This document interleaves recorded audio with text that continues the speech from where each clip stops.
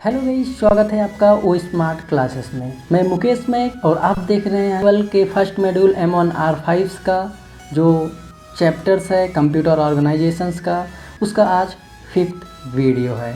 तो गाइस, आज की इस वीडियो में हम लोग देखेंगे कि CPU and ALU and CU and MU and structure of CPU, ये सारी चीज़ें होती क्या हैं। इस वीडियो आगे देखने से पहले हमारी एक छोटी सी रिक्वेस्ट है आपसे कि यदि आप घर बैठे ही बिना किसी कोचिंग के फ्री में ओ लेवल्स के सभी मॉड्यूल्स, सभी पेपर के सभी मॉड्यूल्स को पढ़ना चाहते हो और तैयारी करके आप पास करना चाहते हो अपने ओ लेवल को अच्छे से, तो प्लीज़ हमारे चैनल को आप सब्सक्राइब कर लीजिए, जिससे कि आपको अभी फर्स्ट मॉड्यूल है, इसके बाद सेकंड मॉड्यूल 1 बाय 1 सभी वीडियोज़ यूट्यूब पे फ्री मिलेंगे, जिससे कि आप अपने घर बैठे ओ लेवल को कंप्लीट कर सकते हो। तो गाइस चलिए देखते हैं। अगर बात करें हम लोग CPU की, तो सेंट्रल प्रोसेसिंग यूनिट, नाम से ही लग रहा है कि इनपुट देने के बाद आउटपुट के बीच में जो प्रोसेस होता है वो क्या होता है, प्रोसेसिंग, जिसका हेल्प से क्या होता है, सेंट्रल प्रोसेसिंग यूनिट। अगर एक छोटी सी मैं एग्जांपल की बात करूं, तो जैसे आप ही एक कंप्यूटर, आप अपने आप को एक कंप्यूटर्स मानो और आप इनपुट लेते हो, मीन्स कान से कोई चीज़ सुना, किसी ने आपको आवाज़ दिया, आपने कान से सुना, उसके बाद सुनने के जस्ट बाद अगर थोड़ा सा इमेजिन्स करो तो आपका दिमाग कुछ ना कुछ काम करेगा कि मुझे इसे आउटपुट क्या देना है।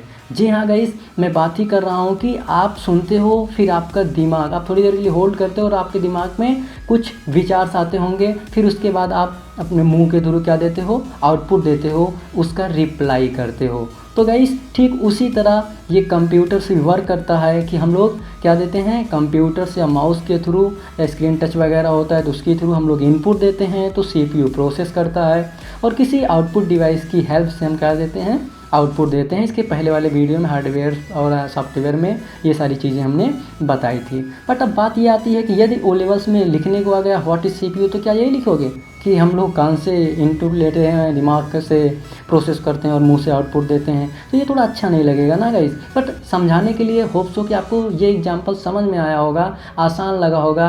इससे आसान कोई तरीका नहीं हो सकता है आपको अपने CPU को समझने का। तो गाइस चलिए देख लेते हैं। तो थोड़ा टेक्निकल भाषा में आपको लिखना कैसा है, कह रहा है it is a processing device, ये एक प्रोसेसिंग डिवाइस है। It means calculations, comparisons and decisions. क्या होता है कि ये कैलकुलेशंस करता है, सोचता है, समझता है, फिर आउटपुट देता है। तो ठीक वही बात हुई जो अभी हमने एग्जांपल में बताया। It is a micro processor. Guys अगर बात करें CPU को, तो CPU को प्रोसेसर के नाम से भी जाना जाता है, मिनी प्रोसेसर के भी नाम से जाना जाता है, माइक्रो प्रोसेसर के नाम से भी जाना जाता है और मेन मेमोरी के भी नाम से जाना जाता है। तो आप कंफ्यूज ना होइएगा कि ये क्या पूछ रहा है। तो गाइस ये आपके कंप्यूटर्स में इनबिल्ट होता है। अभी थोड़ा बता लेते हैं, थोड़ा डिफिनेशन देख लें। तो कह रहा है it is a micro processor is a small chip in computer which receive input and provides output. ये एक छोटी सी चिप होती है कि कंप्यूटर्स के अंदर होती है, जो हम इनपुट देते हैं उसे रिसीव करता है और कैलकुलेशंस करके हमें आउटपुट देता है। It composed of silicon. तो गाइस अगर बात करें, ये थोड़ा इंपॉर्टेंट हो सकता है आपके ओ लेवल्स के पर्पस या किसी भी कंपटीशन में कि आपका जो CPU होता है वो किस मेटल का बना होता है। तो ये देख लीजिए, ये सिलिकॉन का बना होता है। तो गाइस इसे नोट भी कर सकते हो और याद भी कर सकते हो कि ये किसका बना होता है, सिलिकॉन का। तो इसमें इस हेडिंग से अंदर मैं बात करूँ तो 2-3 पॉइंट आपको याद करने लायक है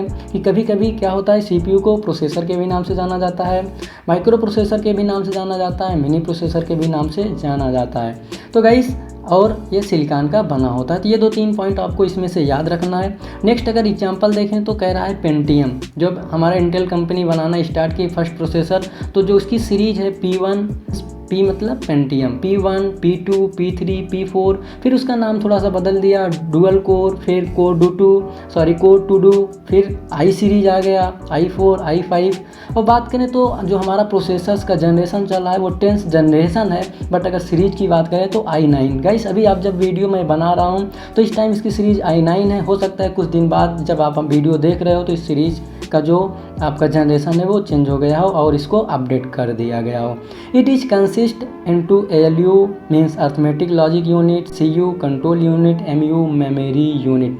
तो अभी मैंने बताया कि ये जो CPU होता है कंप्यूटर्स के अंदर एक बहुत ही इंपॉर्टेंट पार्ट्स होता है, कह सकते हो कि विदाउट इसके जैसे आपके शरीर का अगर आपका दिमाग काम ना करे तो आपका जो कि आपके बॉडी से ही मैं इसे समझूंगा, बेहतर तरीके से समझूंगा गाइस।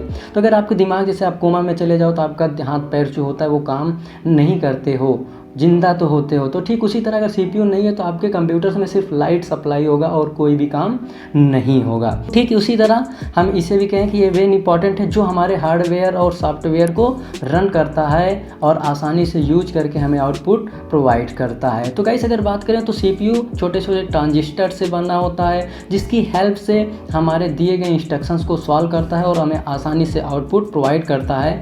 मिलियन पर इंस्ट्रक्शंस अगर बात करें प्रोसेसर की स्पीड तो मिप्स में नापे जाते हैं। तो आप क्या करें कि ये आपको कहें तो मिलियन पर इंस्ट्रक्शंस पर सेकंड की स्पीड से, आपके प्रोसेसर की स्पीड से ये सोल्यूशंस को, आपके कैलकुलेशन, आपके प्रॉब्लम का सोल्यूशंस करता है। होप सो गाइस कि आपको सीपीयू समझ आया होगा। यदि कोई भी प्रॉब्लम है तो आप इसे फिर से देख सकते हो और कमेंट बॉक्स में पूछ भी सकते हो। गाइस चलिए देखते हैं कि आखिर एएलयू क्या होता है। अगर बात करें अरिथमेटिक लॉजिक यूनिट, तो अंकगणितीय जो काम होता है गाइस आपका क्या, it major component of the central processing unit, it does all the operations as the directions with logic and arithmetic. Logic मतलब गाइस तार्किक, तर्क लगाना, और अरिथमेटिक मतलब जोड़ घटाना, गुणा भाग, अंक गणितीय। तो गाइस अगर मैं आपसे छोटा सा क्वेश्चन पूछूं, लॉजिकल तर्क क्या कंप्यूटर सोच सकता है? बॉक्स में ज़रूर बताइए, पॉज करिए वीडियो को, कमेंट बॉक्स में बताइए क्या कंप्यूटर सोच सकता है? अभी नहीं गाइस, उसकी औकात नहीं है कि वो खुद से सोच के कुछ कर सके। बट आफ्टर इंस्ट्रक्शंस वो अपना तर्क लगाता है, अपनी लॉजिक लगाता है। तो कह सकते हो कि इंस्ट्रक्शंस देने के बाद मीन्स क्या कहते हो, जैसे आपने 7 और 8 लिख दिया, जैसे आपने, मैं थोड़ा सा समझाऊँ आपको, जैसे आपने यहाँ पे लिख दिया, यहाँ पे आपने लिख दिया 7 और यहाँ पे लिख दिया 8। तो अब ये बताइए, ऐसे लिख दिया तो क्या कंप्यूटर बता सकता है क्या पूछना चाहते हो क्या? नहीं, नहीं। लेकिन आपने यहाँ इंस्ट्रक्शंस दे दिया ऐसे, तो कंप्यूटर तुरंत बता देगा कि दिस इज अ फॉल्स, 7 8 से बड़ा नहीं है। अब ऐसे ही चाहे जितना बड़ा इनपुट दे दीजिए, वो सेकेंडों में ही आपको आउटपुट दे देगा कि ये फॉल्स है या सही। बट आपको लिख दे 7, आपको भी 7 8, तो आपको भी नहीं मालूम होगा क्या लिखा है। बट कोई पूछे इसमें से बताओ कौन सा बड़ा, इंस्ट्रक्शंस ना दे, बोले कौन सा बड़ा है, तो आप बता दो कि 8 बड़ा है, 7 छोटा है। तो ये लॉजिकल और अरिथमेटिकल दोनों, अरिथमेटिकल मतलब माइनस, सब्ट्रैक्शंस, डिविजन्स, मल्टीप्लिकेशंस और एडिशंस, ये सारे काम करता है। तो कह रहा है अपॉन द डेटा और information and send the that to memory unit. क्या करता है ये लॉजिक लगा अरिथमेटिकल कैलकुलेशन करके किसके पास सेंड कर देता है? एमयू के पास, मेमोरी यूनिट के पास क्या कर देता है? ट्रांसफ़र कर देता है। And the control unit back the result with help of any output device. Then उसके बाद क्या होता है, वहाँ से कंट्रोल यूनिट में जाता है। मीन्स कंट्रोल यूनिट आपके हार्डवेयर सॉफ्टवेयर जो एप्लीकेशन है, जो कंट्रोल करने का काम होता है आपके हार्डवेयर का, वो सीयू करता है। तो सीयू क्या करता है, आपको किसी भी आउटपुट डिवाइस की हेल्प से आपको आउटपुट प्रोवाइड करता है। तो जैसे अगर बात करें तो यहाँ देखिए 0 मीन्स क्या, फॉल्स, और 1 मीन्स ट्रू। तो 0 और 1 जिन्होंने नंबर सिस्टम पढ़ा होगा, जिन्होंने और गेट नॉट गेट पढ़ा होगा, उनको मालूम होगा कि 0 और 1 मीन्स एक पहला इंस्ट्रक्शंस क्या हुआ, फॉल्स, और दूसरा इंस्ट्रक्शन ट्रू, तो आउटपुट क्या आता है? फॉल्स आता है। दोनों एंड ऑपरेटर और और क्या होता है? नॉट। तो अगर हम लोग बात करें ये और है, मीन्स पहला इंस्ट्रक्शंस गलत है, दूसरा सही है, तो आपका आउटपुट क्या आएगा? गलत आएगा। तो इसका एक दूसरा भी एग्जाम्पल है, जैसे यहाँ पे कंडीशन 1, यहाँ पे कंडीशन 2, और यहाँ पे क्या होगा? आउटपुट दिखेगा आपका। होप सो गाइस कि आपको एएलयू समझ में आया होगा। तो यदि कैसा लग रहा है आपका वीडियो, आपको ये वीडियो कैसा लग रहा है, प्लीज़ कमेंट बॉक्स में ज़रूर बताइए। चलिए हम लोग देखते हैं नेक्स्ट वीडियो। तो गाइस अगर बात करें हम लोग नेक्स्ट की, तो नेक्स्ट है वो सीयू है, control unit. It is part of CPU, ये भी एक सीपीयू का पार्ट है। And perform decode instructions and determines which is next to be executed. क्या करता है? आपके इंस्ट्रक्शंस को डिकोड करता है। मीन्स क्या, यहाँ पे अगर हम लोग बात करें तो जो मशीनी भाषा होता है, आपने जो कोड लिखा है, जो मशीनी भाषा होता है, जिसे 0 1 अभी मैंने दिखाया था, जिसे वो समझता है, उसमें क्या करता है? डिकोड करता है और ट्रांसफ़र कर देता है प्रोसेसर्स के पास एग्जीक्यूट होने के लिए। मीन्स मेन मेमोरी के पास, जहाँ से सीपीयू, जहाँ से आपका क्या होता है, आपका आउटपुट प्रोसेस किया जाता है, सॉरी जहाँ से आपका प्रोसेस होता है। तो ये डिकोड करता है इंस्ट्रक्शंस को, इनपुट वहाँ से एलयू के बाद जो आता है उसके एमयू में, एमयू के बाद जो आता है सीयू, तो कंट्रोल यूनिट में क्या होता है डिकोड होता है। उसके बाद जिस इसे क्या करता है भेज दिया जाता है आगे एग्जीक्यूट होने के लिए, निर्धारित करता है। ठीक है guys, which is next to be executed, क्या होता है जिससे कि नेक्स्ट में वो एग्जीक्यूट हो जाता है। It communications with other part of the hardware, क्या होता है ये कम्युनिकेशंस भी करता है आपके अदर पार्ट से, जिसकी हेल्प से आपका वो प्रोसेस होना है। तो साझा कर कम्युनिकेशंस करता है, जोड़ता है वो दूसरे पार्ट से। तो गाइस होप सो कि आपको कंट्रोल यूनिट समझ में आया होगा। नेक्स्ट की बात करें मेमोरी यूनिट, तो गाइस तो it is store the data during the processing, जिस समय प्रोसेस हो रहा है उस समय आपके डेटा को स्टोर करता है। Its speed is faster access than memory, जो नॉर्मल मेमोरी होती है ये उससे फास्ट होती है। Formally we call this registered to, क्या करता है ये कॉल करता है किसको, रजिस्टर्स को।